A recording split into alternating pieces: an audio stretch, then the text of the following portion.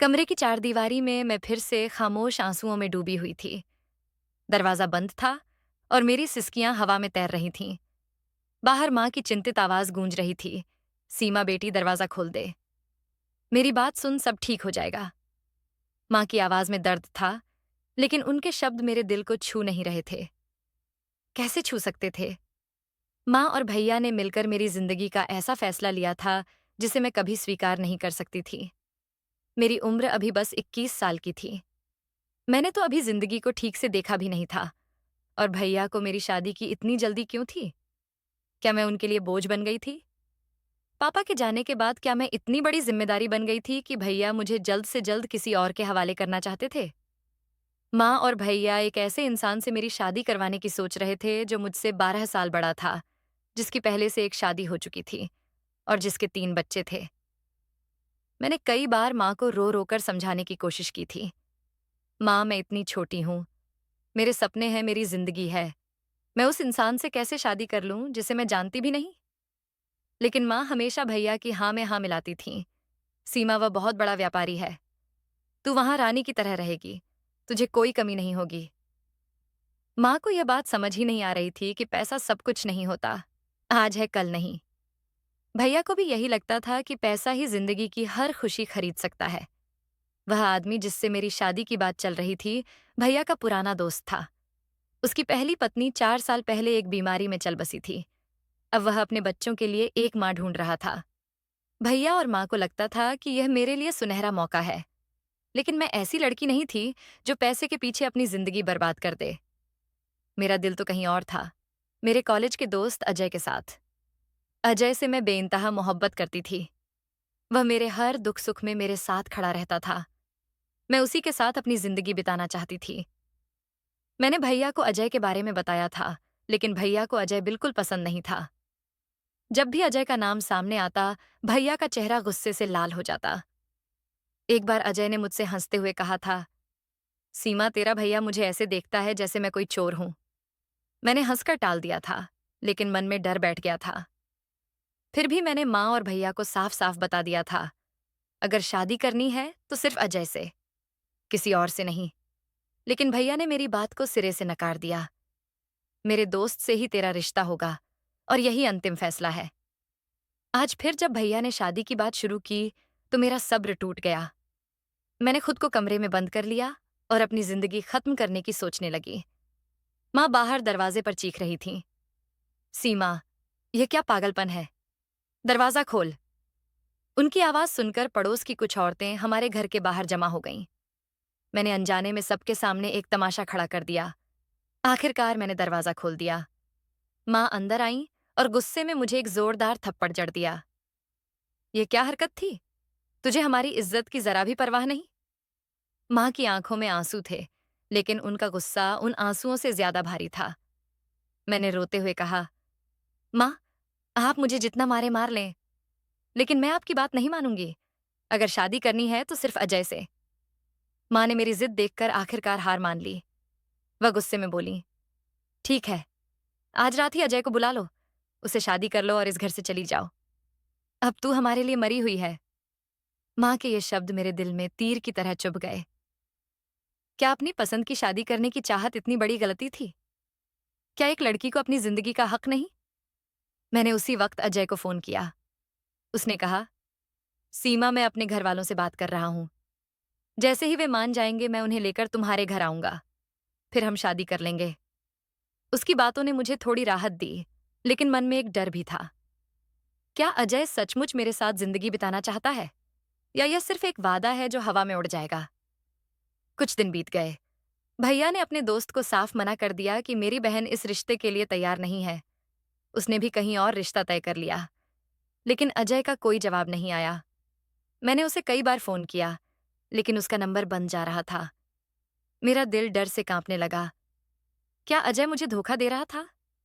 मैंने अपनी सहेलियों से पूछा, लेकिन किसी को कुछ पता नहीं था। अजय ने मुझे हमेशा मना किया था कि मैं उसके घर पर फोन न करूं, लेकिन अब मैं मजबूर थी। आखिरकार मुझे उसका घर का नंबर मिल गया। जब मैंने फोन किया तो उसकी माँ ने फोन उठाया। मैंने नमस्ते कहकर पूछा, आंटी, अजय से बात हो सकती है? उनकी आवाज में ठंडक थी। बेटा, अजय तो 4 दिन पहले मुंबई चला गया। वहां से उसकी विदेश की फ्लाइट थी। अब तो वह अमेरिका पहुंच चुका होगा। मेरे पैरों तले जमीन खिसक गई। Aunty, America? उसने तो मुझसे कुछ कहा ही नहीं। मैंने कांपते स्वर में पूछा। उन्होंने जवाब दिया, बेटा, अजय को वहां नौकरी मिली है। वह 5 साल के लिए गया है। यह सुनकर मेरा दिल टूट गया। अजय ने मुझसे इतना बड़ा झूठ बोला था। वह कहता था कि वह अपने घर वालों को मना रहा है, लेकिन असल में वह विदेश जाने की तैयारी कर रहा था। मेरी मोहब्बत, मेरे सपने सब उसके साथ चूर चूर हो गए। अब मैं माँ और भैया को क्या मुंह दिखाऊंगी? भैया ने अपने दोस्त का रिश्ता ठुकरा दिया था। मेरी पढ़ाई छुड़वा दी थी। मुझे घर से बाहर निकलने की इजाजत भी नहीं थी, क्योंकि भैया को मेरे और अजय के कैफे में मिलने की बात पता थी। वे यह सब बर्दाश्त नहीं कर सकते थे। मैं माँ को सब कुछ बताने ही वाली थी कि तभी पड़ोस की एक औरत ने माँ को बता दिया, सुमन का बेटा तो विदेश चला गया है। सुमन यानी अजय की माँ। माँ को सब पता चल चुका था। माँ मेरे पास आई और गुस्से से बोली, ये क्या सुन रही हूं? तेरा वो अजय देश छोड़कर चला गया? मैंने रोते हुए सब सच बता दिया। माँ, उसने मुझे धोखा दिया। मैंने उसकी हर बात पर यकीन किया, लेकिन उसने मेरे साथ मजाक किया। माँ ने गुस्से में मुझे एक और थप्पड़ जड़ दिया। तूने हमारी इज्जत मिट्टी में मिला दी। तुझे मेरी हालत का जरा भी ख्याल नहीं आया? अब मैं मोहल्ले वालों को क्या जवाब दूंगी? मैं खामोश थी। मेरे पास कोई जवाब नहीं था। मेरी मोहब्बत, मेरा यकीन सब धोखा बनकर रह गया था। अब मैं सिर्फ आंसुओं में डूबी थी, क्योंकि मेरे पास अब और कुछ बचा ही नहीं था। मेरे एक गलत फैसले ने पूरे घर को शर्मिंदगी के गहरे गड्ढे में धकेल दिया था। मोहल्ले में अब कोई मेरे लिए रिश्ता लाने को तैयार नहीं था। माँ की आंखों में उदासी और भैया का गुस्सा मेरे लिए सजा बन चुका था। मुझे पता था कि अजय की सच्चाई सामने आने पर भैया का गुस्सा आसमान छुएगा। माँ ने ही भैया को मनाया था कि मेरी पसंद का ध्यान रखो। सीमा की खुशी में ही हमारी खुशी है, माँ ने भैया से कहा था। अगर वह अजय से शादी करना चाहती है, तो हमें उसकी बात मान लेनी चाहिए। लेकिन अब सब कुछ तहस नहस हो चुका था। अजय की बेवफाई ने मेरे सपनों को तोड़ दिया था, और भैया का गुस्सा मेरे लिए नया तूफान बनकर सामने था। शाम को जब भैया घर लौटे, मेरा दिल जोर जोर से धड़कने लगा। माँ अब उन्हें सब कुछ बता देंगी। भैया ने आते ही माँ से रोटी सब्जी मांगी। मुझसे उनकी बातचीत महीनों से बंद थी। जब से उन्होंने अजय के साथ मेरी शादी को हरी झंडी दी थी, तब से उन्होंने मुझसे नजरें तक नहीं मिलाई थीं। बस इतना कहते थे, जल्दी से अजय को बुला लो, उससे शादी करो और इस घर से चली जाओ। मेरा तुमसे कोई नाता नहीं रहेगा। उनके शब्द मेरे दिल को चाकू की तरह चीरते थे। माँ ने जैसे ही भैया के सामने खाना रखा, उन्होंने अचानक कहा, अब सीमा के लिए कहीं और रिश्ता ढूंढो। भैया ने तुरंत पूछा, क्यों? अजय नहीं आ रहा? माँ ने धीमी आवाज में जवाब दिया, नहीं बेटा, वह तो विदेश भाग गया। ये सुनते ही भैया का चेहरा गुस्से से लाल हो गया। उन्होंने गुस्से में थाली उठाकर जमीन पर दे मारी। थाली की तेज आवाज से मैं सहम गई। भैया चिल्लाए, मुझे पहले दिन से पता था कि वह लड़का धोखेबाज है, लेकिन तुम लोगों ने मेरी एक न सुनी। जब मैं अपने दोस्त से रिश्ता करवाना चाहता था, तब तुमने मना कर दिया। अब मेरा इस बात से कोई लेना देना नहीं। जहां चाहो रिश्ता कर लो। यह कहकर भैया गुस्से में घर से निकल गए। माँ रोने लगी, तेरी वजह से भैया इतने नाराज हैं। उन्होंने खाना तक नहीं खाया। मैंने कमरे का दरवाजा बंद किया और उस रात आंसुओं में डूब गई। मैंने भगवान से सिर झुकाकर दुआ मांगी, हे भगवान, मेरे लिए कोई रास्ता दिखा दे। मुझे इस घर से आजादी दे दे। मैं माँ और भैया के लिए बोझ बन चुकी हूँ। मैंने अजय को पसंद करके गलती की थी, लेकिन क्या यह इतना बड़ा गुनाह था कि मेरे अपने मुझसे मुंह मोड़ लें? घर का माहौल अब बिल्कुल बदल चुका था। माँ और भैया के चेहरों पर उदासी और खामोशी छा गई थी। मेरी वजह से मोहल्ले और रिश्तेदारों के सामने उनकी इज्जत मिट्टी में मिल गई थी। एक दिन सुबह सुबह हमारे दरवाजे पर एक बूढ़ा साधु आया। उसने आते ही भिक्षा मांगी। मैंने अपने लिए खाना निकाला ही था कि उसकी पुकार सुनी। मैंने सोचा, शायद यह भिक्षा देकर भगवान मेरी दुआ सुन लेंगे। मैंने अपना खाना उस साधु को दे दिया। वह साधु जवान और हट्टा कट्टा था। उसकी आंखों में अजीब सी चमक थी। मैंने उससे कहा, बाबा, ये खाना लो और मेरे लिए दुआ करना कि मेरी जिंदगी में कोई रास्ता मिल जाए। साधु ने मुस्कुराकर कहा, बेटी, तूने एक भूखे को खाना दिया है, भगवान तेरी पुकार जरूर सुनेंगे। मैं 3 दिन से भूखा हूं और तूने मेरा पेट भरा। मैं साधु से बात कर ही रही थी कि मेरी सहेली राधा, जो मेरी हर बात की राजदार थी, सामने अपने आंगन में कपड़े सुखा रही थी। मुझे साधु के साथ बात करते देख वह तुरंत मेरे पास आ गई। सीमा, ये क्या बातें हो रही हैं? उसने हंसते हुए पूछा। मैंने कहा, कुछ नहीं राधा, बस साधु से दुआ मांग रही हूं कि मेरी जिंदगी में कुछ अच्छा हो जाए। राधा को मेरे और अजय की पूरी कहानी पता थी। वह मेरे घर के माहौल को भी समझती थी। राधा को भैया बहुत पसंद थे और वह उनसे शादी करना चाहती थी। इसीलिए वह बार बार हमारे घर आती थी, लेकिन माँ को राधा बिल्कुल पसंद नहीं थी। वह सिर्फ मुझसे मिलने के बहाने भैया को देखने आती थी। साधु के जाने के बाद राधा बोली, सीमा, तू क्या सोच रही है? मैंने कहा, राधा, मैं बस यही चाहती हूं कि भगवान मेरी दुआ सुन ले। राधा ने हंसकर कहा, यह साधु इतना जवान और सुंदर है। मोहल्ले की आधी लड़कियां तो इसे देखने के लिए बाहर निकलती हैं। हर रविवार को यह गली में आता है और सारी लड़कियां इसे खाना देने के बहाने बात करती हैं। मैंने राधा से कहा, हाँ, सुंदर तो है, लेकिन यह साधु ही है। कोई लड़की भला साधु से शादी क्यों करेगी? हम दोनों हंसने लगे। तभी भैया स्कूटर से घर आए। मुझे और राधा को दरवाजे पर खड़ा देखकर उनका चेहरा फिर से गुस्से से लाल हो गया। मैं तुरंत घर के अंदर चली गई और राधा भी अपने घर की ओर भागी। भैया ने मुझसे कहा, दोबारा कभी दरवाजे पर खड़ी मत दिखना। मैंने जवाब दिया, भैया बस साधु को खाना दे रही थी। राधा ने मुझे रोक लिया। भैया ने कुछ नहीं कहा और माँ से बात करने कमरे में चले गए। मैं आंगन में खड़ी थी, कोशिश कर रही थी कि उनकी बातें सुन सकूं, लेकिन उनकी आवाज इतनी धीमी थी कि कुछ समझ नहीं आया। मुझे यकीन था कि वे मेरी शादी की बात कर रहे हैं। मैंने मन ही मन उस साधु को दुआएं दी। राधा ने बताया था कि वह साधु हर रविवार को आता है। मैंने सोचा, अगले रविवार को मैं उसे और भिक्षा दूंगी। इस बार मैंने 1,000 रुपए का नोट रख लिया था, ताकि उसकी दुआ और दिल से निकले। पूरा हफ्ता उस रविवार के इंतजार में गुजर गया, लेकिन रविवार को साधु हमारे दरवाजे पर नहीं आया। मैं तुरंत राधा के घर गई। उसका घर मेरे घर से बस 2 कदम की दूरी पर था। राधा आंगन में बर्तन धो रही थी। मैंने पूछा, राधा, तूने कहा था कि साधु हर रविवार को आता है, आज क्यों नहीं आया? राधा हंस पड़ी। लगता है तू भी उस साधु की दीवानी हो गई। मैंने हंसकर कहा, पागल, मुझे बस उससे दुआ करवानी है। पिछली बार उसकी दुआ से कुछ अच्छा हुआ था। राधा बोली, चिंता मत कर, वह शाम तक जरूर आएगा। जब मैं घर लौटी तो देखा कि साधु पड़ोस के घरों पर भिक्षा मांग रहा था। वहां कुछ लड़कियां उसके आसपास खड़ी थीं। राधा का कहना सही था। मोहल्ले की लड़कियां उस साधु को देखने के लिए बेकरार रहती थीं।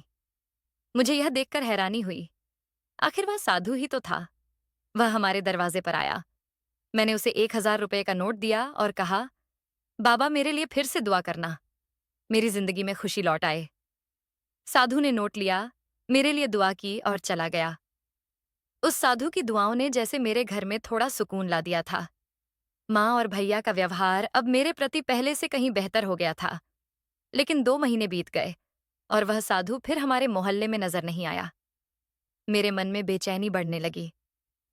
आखिर वह साधु कहाँ चला गया, जिसकी दुआएं इतनी असरदार थीं? मैं राधा से बार बार उसके बारे में पूछती।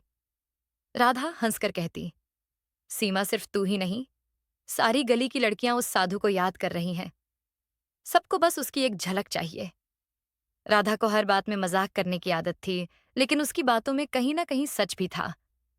एक दिन मैं माँ के पास बैठी थी। माँ मुझे समझा रही थी, बेटी, आजकल हम तेरे लिए रिश्ता ढूंढने में बहुत परेशान हैं। अगर तूने उस पहले रिश्ते को ठुकराया ना होता तो आज तू सुखी जिंदगी जी रही होती। माँ की बातें सुनकर मेरा दिल भारी हो रहा था। तभी भैया घर आए। उनके हाथ में एक नीला लहंगा और कुछ मिठाइयों की पेटियां थीं। मैं हैरान रह गई। ये सब क्या था? भैया ने माँ को सामान थमाते हुए कहा, माँ, इसे जल्दी तैयार कर दो। मैंने सीमा के लिए लड़का देख लिया है। थोड़ी देर में वे लोग रिश्ते की बात करने आ रहे हैं। माँ ने खुशी से जवाब दिया, अच्छा बेटा, शुक्र है भगवान का। आखिर सीमा की शादी तय हो रही है। मैं अब अपनी जिम्मेदारी से मुक्त हो जाऊंगी। माँ ने मुझे वो लहंगा पकड़ाया और कहा, जल्दी से तैयार हो जा बेटी। मुझे कुछ समझ नहीं आ रहा था। मेरी शादी किससे होने जा रही थी? लेकिन अब मेरे पास सवाल पूछने का हक नहीं था। अजय के धोखे के बाद मैंने जो सज़ा भुगती थी, उसने मुझे चुप रहना सिखा दिया था। मैंने सोच लिया था कि चाहे दूल्हा जैसा भी हो, मैं अब कोई इनकार नहीं करूंगी। माँ और भैया इस रिश्ते से इतने खुश थे कि मुझे यकीन था, शायद इस बार उन्होंने मेरे लिए कुछ अच्छा ही सोचा होगा। थोड़ी देर बाद कुछ लोग हमारे घर आए। भैया ने उनका स्वागत किया और चाय नाश्ते का इंतजाम किया। माँ ने पहले से ही खाना तैयार कर रखा था। मेहमान ज्यादा नहीं थे, बस 7-8 लोग और सब मर्द थे। कोई औरत उनके साथ नहीं थी। माँ ने मुझे हल्का मेकअप करवाया और तैयार करके मेहमानों के सामने ले गईं। वहां मेरा होने वाला पति और बाकी लोग बैठे थे। मैंने शर्म से नजरें झुका रखी थीं। मैंने अपने होने वाले पति की एक झलक तक नहीं देखी थी। मेरे लिए अब वही सही था जिसे माँ और भैया ने चुना था। अजय की बेवफाई ने मुझे इतना तोड़ दिया था कि मैं अब किसी को मना करने की हिम्मत नहीं जुटा सकती थी। उसी वक्त मेरे मन में अजय की यादें ताज़ा हो गईं। मैंने उससे बेपनाह मोहब्बत की थी। मैंने अपनी पूरी जिंदगी उसके साथ बिताने के सपने देखे थे। भले ही अजय की मोहब्बत झूठी थी, लेकिन मेरी तो सच्ची थी। अगर आज वह मेरे साथ होता तो मैं खुद को दुनिया की सबसे खुशहाल लड़की समझती। लेकिन उसने मुझे धोखा देकर सब कुछ बर्बाद कर दिया था।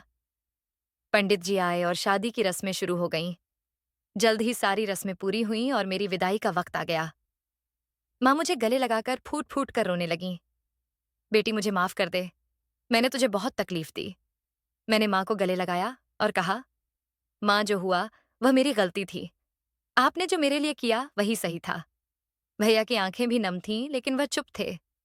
मैंने उनसे कहा, भैया, मेरी वजह से आपको बहुत कुछ सहना पड़ा। मुझे माफ कर दीजिए। भैया ने कुछ नहीं कहा, बस मुझे गाड़ी तक छोड़ने आए। गाड़ी चल पड़ी। मुझे नहीं पता था कि हम कहाँ जा रहे हैं, लेकिन कुछ देर बाद गाड़ी एक सुनसान जगह पर रुक गई। सामने एक छोटी सी कच्ची झोपड़ी थी। मैं हैरान थी, हम यहाँ क्यों रुके? मेरे पति ने गाड़ी से उतरकर मुझे भी उतरने को कहा। वह मुझे उस झोपड़ी में ले गया और बोला, यही हमारा घर है। मेरे पैरों तले जमीन खिसक गई। क्या माँ और भैया ने मुझे एक झोपड़ी वाले से ब्याह दिया? क्या मैं उनके लिए इतना बड़ा बोझ थी? झोपड़ी में इतना अंधेरा था कि कुछ दिखाई नहीं दे रहा था। मेरे पति ने एक दिया जलाया। जैसे ही रोशनी फैली, उसने अपना सेहरा हटाया। उसे देखकर मेरी सांसें थम गईं। वह वही साधु था जो हर रविवार को हमारे मोहल्ले में भिक्षा मांगने आता था। वही जिससे मैंने अपनी शादी के लिए दुआ मांगी थी। वही जिसे देखने के लिए मोहल्ले की लड़कियां बेकरार रहती थीं। मैंने कांपते स्वर में पूछा, क्या तुम मेरे पति हो? उसने जवाब दिया, हाँ, मैं तेरा पति हूं। जिस दिन तूने मुझे अपने दरवाजे पर दुआ के लिए रोका था, तेरा भैया हमें साथ देखकर गुस्से में आ गया था। उसने मुझे भिखारी नहीं, तेरा प्रेमी समझ लिया। उसने मुझे बहुत मारा और कहा कि अगर मैं तुझसे शादी नहीं करूंगा तो वह हमें दोनों को मार देगा। मैंने सिर्फ तेरी जान बचाने के लिए यह शादी की। मैंने उसका शुक्रिया अदा किया। उसने मेरे लिए इतना बड़ा कदम उठाया था। मैंने उसी दिन ठान लिया कि अब यही मेरा घर है और यही मेरा जीवन साथी। मैंने उसकी झोपड़ी को अपने घर की तरह संभाला। कुछ दिन बाद माँ और भैया मुझसे मिलने आए। मुझे इस हाल में देखकर उनकी आंखें भर आईं। मेरे घर में कोई सुख सुविधा नहीं थी, बस एक टूटा फूटा कमरा था। माँ रोते हुए बोली, बेटी, मेरे से बहुत बड़ी गलती हो गई। मैं तुझे इस झोपड़ी में नहीं रहने दूंगी। मेरे साथ वापस चल। मैंने माँ को मना कर दिया। माँ, ये मेरा घर है। मेरा पति मेरे लिए सब कुछ है। भले ही यह झोपड़ी कच्ची हो, लेकिन यहाँ मुझे सुकून मिलता है। भैया ने तो एक साधु को भी मेरा आशिक समझ लिया। अब मैं आप लोगों पर भरोसा कैसे करूं? माँ और भैया मुझसे माफी मांगते हुए वापस चले गए। मेरे पति ने मेरा हाथ थामा और कहा, तू इस गरीबी में भी मेरे साथ खुश है। मैं बहुत खुशकिस्मत हूं कि मुझे तू मिली। हमारी शादी भले ही गलतफहमी में हुई थी, लेकिन हम एक दूसरे के साथ सच्चे दिल से खुश थे। एक दिन मैं घर में झाड़ू लगा रही थी, तभी बाहर से किसी की आवाज आई, कोई भूखे को खाना खिला दो। मेरे घर में उस वक्त कुछ खास नहीं था। मेरा पति जो पहले साधु था, अब मजदूरी करता था। उसने मेरे लिए भिक्षा मांगना छोड़ दिया था, क्योंकि उसे पता था कि मुझे यह पसंद नहीं। उसकी मेहनत से हमारे हालात धीरे धीरे सुधर रहे थे। मैंने किचन में जाकर देखा, वहां बस थोड़ा सा बासी खाना था। मैंने उसे प्लेट में निकाला और दरवाजे की ओर गई। जैसे ही मैंने पर्दा हटाया, मेरी आंखें फटी की फटी रह गईं। वह भिखारी कोई और नहीं, बल्कि अजय था। उसे इस हाल में देखकर मेरा दिल दहल गया। उसने मुझे देखते ही मेरे पैर पकड़ लिए और रोते हुए बोला, सीमा, मुझे माफ कर दे। मैंने तुझे धोखा दिया और उसी का फल मुझे मिला। मैं बर्बाद हो गया। उसकी आंखों से आंसू बह रहे थे। मैं गुस्से और दुख से कांप रही थी। मैं उससे बात करना नहीं चाहती थी, लेकिन उसकी हालत देखकर मेरा दिल पसीज गया। मैंने दरवाजा बंद कर लिया। अजय देर तक दरवाजा खटखटाता रहा। सीमा, मुझे माफ कर दे। तभी मेरा पति घर लौटा। उसने अजय को देखकर पूछा, यह कौन है? मैंने सब कुछ सच सच बता दिया। ये वही अजय है जिसने मुझे धोखा दिया। उसी की वजह से मेरी जिंदगी में इतना दुख आया। मेरे पति ने मुझे समझाया, सीमा, उसे माफ कर दे। अगर उसने तुझे धोखा न दिया होता तो शायद हम कभी न मिलते। अगर मेरे लिए तेरे दिल में थोड़ी सी भी जगह है तो उसे माफ कर दे। उसके कहने पर मैंने अजय को माफ कर दिया। अजय ने बताया कि उसकी नौकरी चली गई थी और कर्ज के बोझ तले वह बर्बाद हो गया। आखिर में उसे भीख मांगनी पड़ी। उसकी कहानी सुनकर मुझे दुख हुआ, लेकिन अब मेरे दिल में उसके लिए कोई जगह नहीं थी। अजय वहां से चला गया। उसके बाद मैं और मेरा पति एक दूसरे के साथ खुशहाल जिंदगी बिताने लगे। मेरी झोपड़ी भले ही छोटी थी, लेकिन उसमें प्यार और सुकून था। मैंने अपने अतीत को पीछे छोड़ दिया और अपने पति के साथ नई शुरुआत की। मेरी जिंदगी अब पूरी थी, क्योंकि मुझे वह मिला था जो मेरा साथ हर हाल में निभाता था। आशा करती हूँ आपको हमारी कहानी अच्छी लगी होगी। अगर आपको हमारी कहानी अच्छी लगी तो वीडियो को लाइक और शेयर करें। चैनल को सब्सक्राइब करें। वीडियो देखने के लिए आपका धन्यवाद।